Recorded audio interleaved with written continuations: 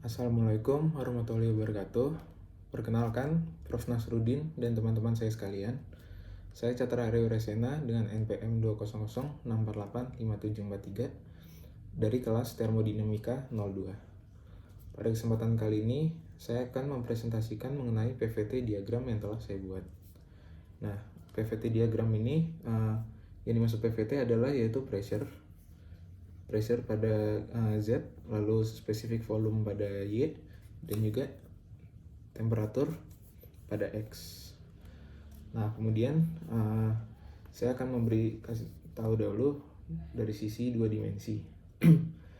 Dan ini posisi dari pressure dan volume PV.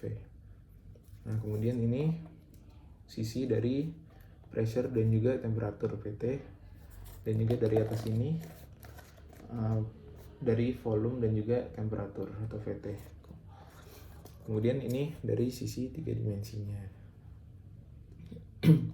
Nah, setelah ini PVT diagram memiliki satu fasa, dua fasa, dan juga titik keseimbangan tiga fasa. Nah, yang pertama ada satu fasa, yaitu ada solid yang berwarna kuning ini, kemudian liquid berwarna hijau ini, dan juga vapor atau gas yang berwarna biru ini. Nah, satu fasa ini terpengaruh oleh pressure dengan volume ataupun pressure dengan temperatur. Nah, kemudian pada pink ini, yang berwarna pink ini, terdapat dua fasa, yaitu liquid vapor, terus solid vapor, dan juga solid liquid. Di mana yang dua fasa ini terpengaruh oleh PVT atau terpengaruh dengan semuanya. Nah, dua fasa ini terjadi perubahan karena terjadinya seperti pencairan, penyubliman, ataupun yang lain-lain. Kemudian di bagian pink ini juga terdapat triple line, di mana ketiga fasa tersebut mengalami kesetimbangan. Nah, lalu di sini juga ada kurva uap, yaitu adalah kurva yang terdiri dari dua fasa cair dan uap, di mana garis yang membatasi kurva uap ini disebut garis cairan jenuh. Nah, dan garis uap jenuh.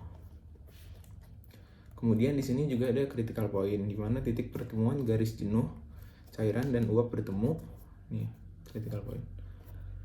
Nah, titik ini juga adalah titik di mana gas di atas tekanan dan temperatur kritis tidak dapat dicairkan, hanya dengan mengecilkan volumenya.